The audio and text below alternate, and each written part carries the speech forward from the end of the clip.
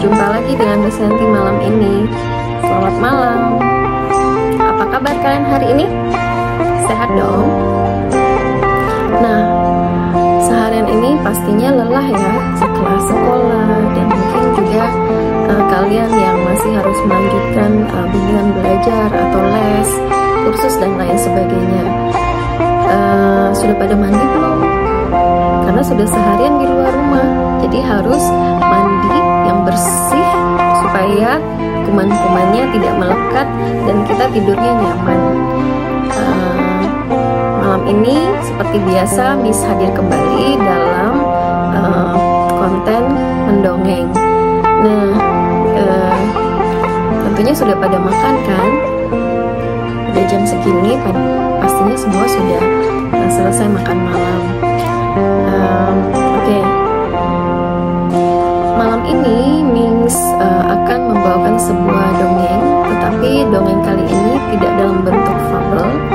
Dongengnya kisah asal mula suatu tempat atau asal mula sesuatu. Nah, karena Miss Yanti ada di Kalimantan Barat dan ada di Sintang, maka Miss Yanti akan membawakan asal mula Bukit Kelam. Siapa yang sudah tahu Bukit Kelam? Nah, kalau yang tinggal di Kalimantan Barat, khususnya di Kabupaten Sintang atau Kota Sintang, pasti tahu Bukit Kelam itu apa. Jadi Bukit Kelam itu adalah sebuah bongkahan batu yang sangat besar, monolit. Nanti kamu boleh browsing. Malam ini Miss Yanti mungkin tidak menjelaskan, nanti ada satu sesi akan Miss Yanti coba jelaskan Bukit Kelam itu apa. Jadi malam ini Miss hanya mendongeng, mengisahkan asal mula Bukit Kelam ini terjadi. Sudah pada siap belum? Kalau sudah siap, Miss akan mulai mendongeng. Judulnya adalah Asal Usul Bukit Kelam. Dahulu kala tersebut dua orang sakti yang bernama Bujang Beji dan Tumenggung Marubai. Keduanya sama-sama memiliki pekerjaan sebagai penangkap ikan. Namun, memiliki sifat sangat bertolak belakang. Bujang Beji memiliki sifat yang sombong dan suka mendengki, sedangkan Marubai memiliki sifat yang rendah hati. Anak-anak tahu nggak arti kata dengki? Nah, nanti boleh lihat di Kamus Bahasa Indonesia ya, KBBI. Dari kata dasar, jadi mendengki itu dari kata dasar dengki. Dengki itu lebih ke arah mungkin rasa iri. Jadi kalau lihat orang punya sesuatu, orang lebih dari kita, kita merasa nggak puas, kita pengen seperti itu. Nah, itu salah satu sifat yang tidak baik ya. Oke, kita lanjutkan lagi dongengnya. Bujang Beji menangkap ikan di Sungai Simpang Kapuas, sedangkan Marubai menangkap ikan di Simpang Melawi. Nah, anak-anak sambil mendongeng, Miss Yanti akan bercerita. Sungai Kapuas itu, jadi dengan Sungai Melawi itu bertemu, ya. Dan jika kalian sedang datang atau berkunjung ke Sintang dan melewati jembatan Melawi, kalian akan melihat perbedaannya itu. Air Kapuas berwarna coklat dan air Melawi berwarna hitam kebiruan. Nah, mereka walaupun dalam satu aliran, tapi mereka tidak bisa bertemu. Jadi Kapuas dan Melawi dalam satu jalur nih, tetapi ada perbedaan warna. Nah, kapan-kapan kalau lagi liburan, penasaran, pengen lihat, datang ke kota tempat Miss tinggal. Oke? Kita lanjutkan lagi dongengnya. Bujang Beji selalu membawa pulang semua ikan, baik ikan besar maupun ikan kecil. Akibatnya, ikan di Simpang Kapuas semakin menyusut. Anak-anak pasti kalau di pelajaran IPA tahu bahwa kalau kita menangkap ikan atau menangkap hewan, kita nggak boleh menangkap anaknya, anak ikan. Jadi kalau kita tangkap juga benih-benih ikan, anak-anak ikan, otomatis nantinya akan terjadi kepunahan. Nah, ini yang terjadi, yang dilakukan oleh si beji. Jadi air yang ada di Simpang Kapuas itu lama-kelamaan menjadi punah, dikarenakan baik ikan yang besar maupun ikan yang kecil itu dibawanya pulang. Padahal harusnya ikan besar saja yang dibawa pulang, dan ikan kecilnya biarkan dia tetap hidup di habitatnya atau di sungainya tempat dia tinggal, supaya tidak terjadi kelangkaan. Oke, kita lanjutkan. Berbeda dengan bujang beji, Tumenggung Marubai selalu melepaskan ikan-ikan yang masih kecil dan hanya membawa ikan yang sudah besar. Hal itulah yang membuat ikan Simpang Melawi masih terjaga. Nanti Miss akan ceritakan sedikit perbedaan ikan di Sungai Kapuas dengan di Sungai Melawi. Memang terjadi perbedaan. Di Melawi itu masih banyak ikan, tapi di Sungai Kapuas saat ini ikannya sudah hanya beberapa jenis saja. Populasi ikan yang terus menyusut di Simpang Kapuas membuat hasil tangkapan bujang beji semakin sedikit. Hingga suatu hari bujang beji yang mendapat sedikit ikan melihat Marubai membawa banyak ikan yang besar. Rasa dengki pun menghinggapi bujang beji. Didorong rasa dengki untuk mengalahkan Marubai, bujang beji menangkap ikan dengan menggunakan racun. Ikan Sungai Kapuas yang terkena racun pun mabuk dan menggelepar di permukaan sungai. Dengan cara tersebut, bujang beji bisa mendapatkan ikan dalam jumlah banyak, bahkan lebih banyak dari yang didapatkan oleh Marubai. Namun, bukan hanya populasi yang menyusut, ikan-ikan di Sungai Simpang Kapuas pun semakin habis akibat terkena racun. Karena diracun, otomatis sampai ke benih-benih ikan pun ikut terbawa ya anak-anak. Jadi itu hal yang nggak baik. Nah, seperti kalau kita baca itu ada nelayan yang pakai tuba itu juga nggak baik, itu racun. Aku akan menutup aliran Sungai Simpang Melawi menggunakan puncak bukit itu. Batin bujang beji dikarenakan kedengkiannya yang semakin menjadi ketika dia melihat Marubai tetap saja membawa banyak ikan. Karena rasa dengki yang begitu besar, bujang beji menyusun rencana yang jahat untuk mengiringkan Sungai Simpang Melawi agar Marubai tidak bisa lagi mendapatkan ikan. Dengan kesaktiannya, bujang beji membelah puncak bukit batu.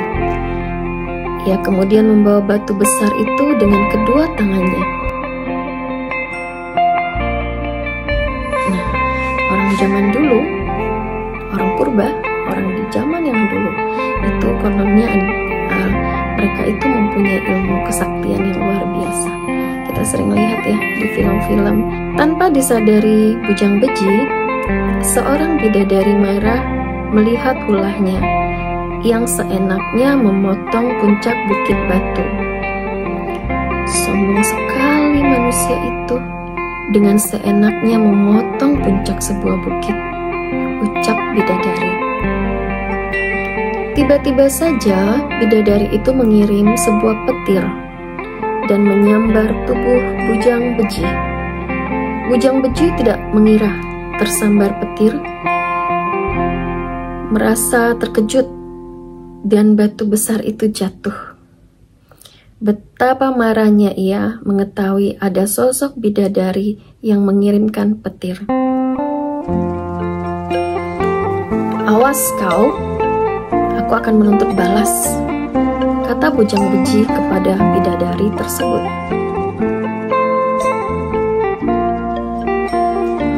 Ketika mau mengangkat batu yang jatuh itu, bujang beji kesulitan. Kenapa batu ini sangat susah sekali untuk diangkat, katanya. Bagian dari batu itu ternyata menancap sangat dalam ke tanah. Bujang beji pun tidak berhasil mengangkat batu tersebut. Melihat rencananya gagal, ia pun bersiap-siap untuk menuntut balas. Dia sengaja menancapkan pohon kumpang mambu. Dalam beberapa hari saja, pohon tersebut tumbuh tinggi hingga mencapai langit. Nah, aku akan menuntut balas kepada bidadari yang telah mengganggu rencanaku, kata bujang beji kesal. Sebelum menancap pohon tersebut, ia memberikan sesaji kepada hewan-hewan hutan agar tidak terganggu rencananya. Sepertinya bujang beji lupa memberikan sesaji kepada rayap dan beruang.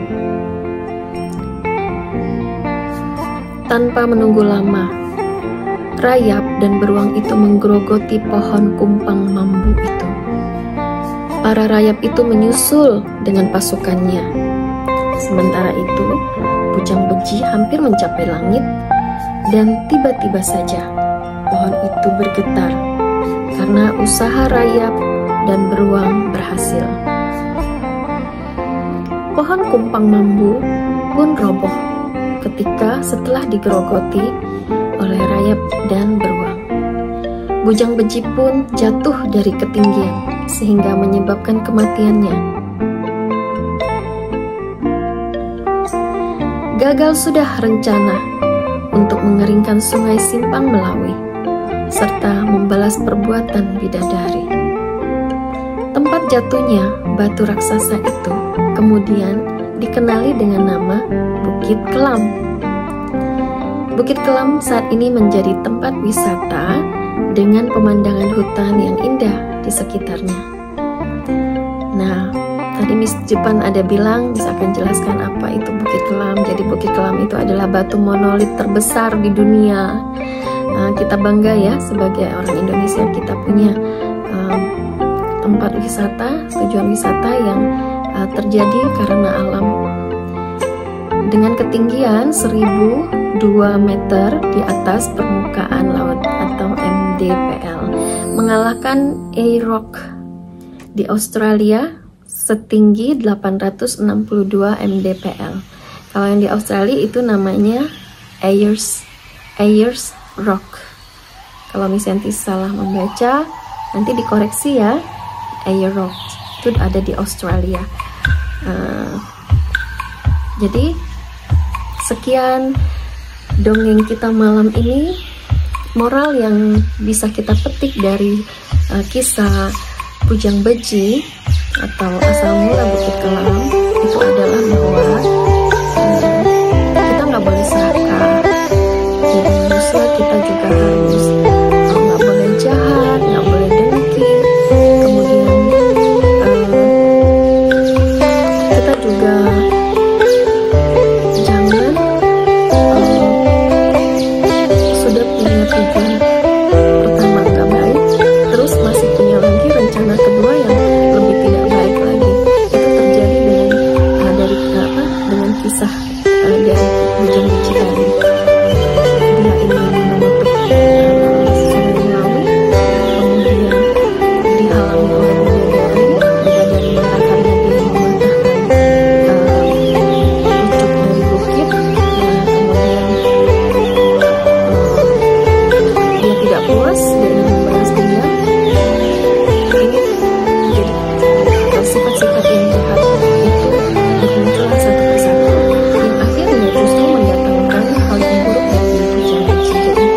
Jadi menyebabkan dia justru dia celaka, kemudian bahkan dia meninggal dunia karena kesalahan, karena kemudian karena sifat yang gak baik. Nah, anak-anak di rumah, pesan Misanti adalah anak-anak harus selalu bersyukur. Jadi kemudian juga gak boleh iri sama orang lain. Setiap manusia itu Tuhan ciptakan berbeda-beda. Manusia itu unik. Jadi setiap orang punya kelebihan dan kekurangan. Jadi kita harus selalu bersyukur sama Tuhan. Apapun yang sudah ada di dalam diri kita syukuri sambil kita terus berusaha. Kalau kita seorang pelajar, maka kita belajar dengan tekun, belajar dengan sungguh-sungguh. Kalau kita bekerja, maka kita kerja dengan baik. Nah, itu saja yang bisa mau sampaikan malam ini. Selamat beristirahat.